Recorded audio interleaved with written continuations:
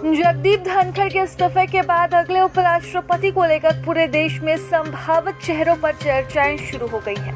बीते 2 दिनों में कई ऐसे समीकरण बने जिससे ये अटकलें लगाई जा रही है कि अगला उपराष्ट्रपति बिहार का ही हो सकता है।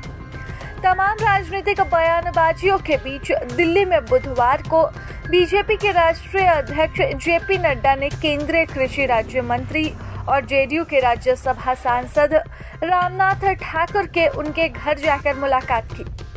रामनाथ ठाकुर बिहार के पूर्व मुख्यमंत्री कर्पूरी ठाकुर के बेटे हैं। जेपी नड्डा से उनकी मुलाकात की टाइमिंग भी काफी अहम मानी जा रही है। सूत्रों के मुताबिक उपराष्ट्रपति पद के लिए संभावित उम्मीदवार रामनाथ ठाकुर भी बताए जा रहे हैं। इसी बीच वित्त मंत्री निर्मला सीतारमण और कई वरिष्ठ नेता भी मौजूद थे।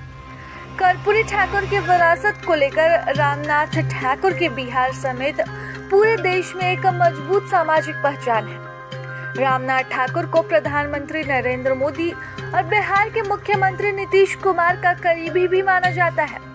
पिछले साल केंद्र सरकार ने उनके पिता कर्पूरी ठाकुर को भारत रत्न से सम्मानित किया था।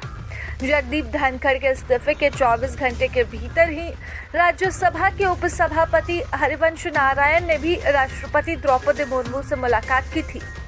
उपराष्ट्रपति के संभावित चेहरों में उनका नाम भी आ गया है। अप्रैल 2014 में जेडीयू ने उन्हें बिहार से राज्यसभा सदस्य निर्वाचित किया।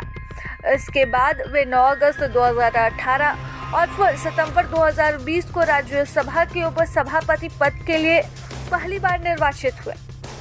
भारतीय चुनाव आयोग ने जगदीप धनखड़ के अचानक इस्तीफा देने के 2 दिनों बाद ही बुधवार को कहा कि उसने उपराष्ट्रपति पद के चुनाव कराने की प्रक्रिया भी शुरू कर दी है। चुनाव आयोग ने संसद के दोनों ही सदनों के सांसदों के निर्वाचन मंडल का गठन शुरू कर दिया है। निर्वाचित और मनोनीत दोनों ही सदस्य उपराष्ट्रपति चुनाव में मतदान करने के पात्र हैं।